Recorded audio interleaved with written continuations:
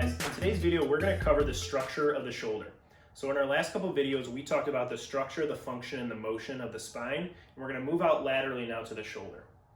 The shoulder is kind of a cool joint because it doesn't have a major articulation to the axial skeleton, and because of that the shoulder is allowed to move in a lot of different ranges of motion. With those ranges of motion we have a higher propensity to get injured at the shoulder, and that's why it's such a common complaint kind of in our day-to-day life. So we're going to break down some of the osteology of the shoulder, the different joints that make up the shoulder, and some of the muscular attachment sites in this video. And then in later videos, we're going to talk about the function and the motion and how we use our shoulder in daily life. So I want to first take a look at the posterior view of the scapula. So this would be looking kind of from the back view at my shoulder blade.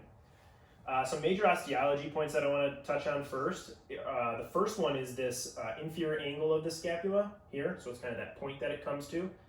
This entire border is the lateral border of the scapula, because the arm would be out here.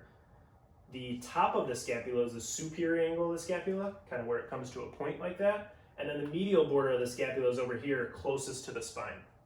The other major feature of the scapula from a posterior view is the spine of the scapula, and that's kind of this bony ridge that kind of runs along the scapula.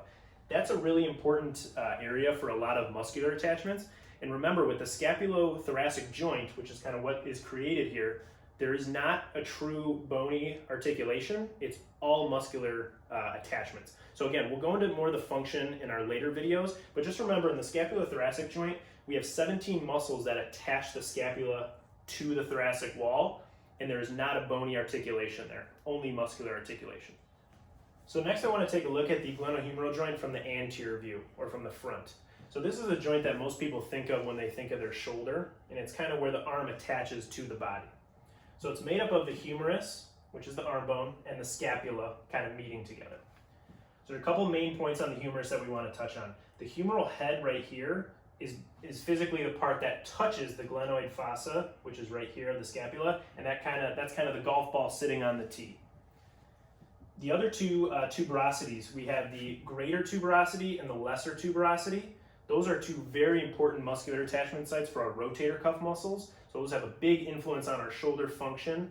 And they basically, because they kind of push out from the bone and they create these bumps, they give the tendons of the rotator cuff muscles a mechanical advantage to be stronger and more efficient. Those two tuberosities kind of create a intertubercular groove, which is another muscular attachment site for like our pec and our lat that influence the shoulder as well.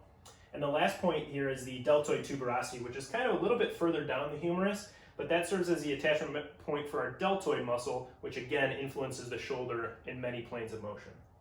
When we look at the glenoid fossa, it's a little bit tough to see from this view, so let's take a look from the lateral view.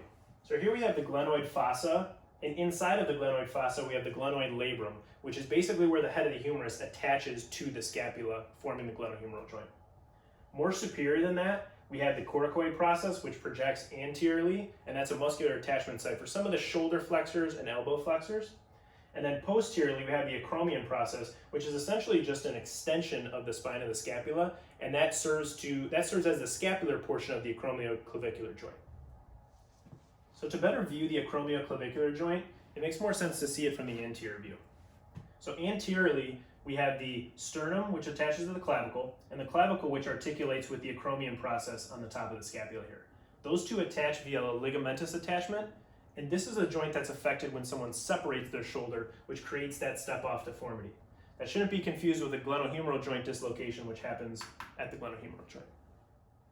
So to summarize, there's kind of three components to the shoulder joint. We have the glenohumeral joint, we have the AC joint more laterally, and we have the scapulothoracic complex posteriorly. Those three joints kind of make up the shoulder and produce the function and motion that we'll cover in the next video. If you like the video, make sure to subscribe to our channel, hit us with a like and a comment, and we'll see you in the next video.